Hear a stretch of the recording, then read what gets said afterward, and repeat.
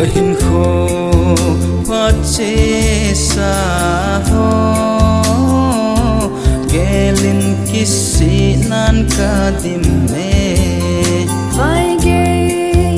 lệ sinh ta sông lệ xuân bakaya đi là ge sang phố in sung no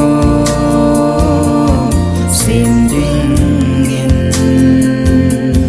văn la kho tao đi thế ka ki pa e pakan ka tau na sangin ka gen te ka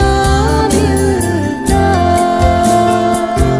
ang lupa na tao zina pagkazin asangin hinkota e teta la la la la la la la la la la la la la la la la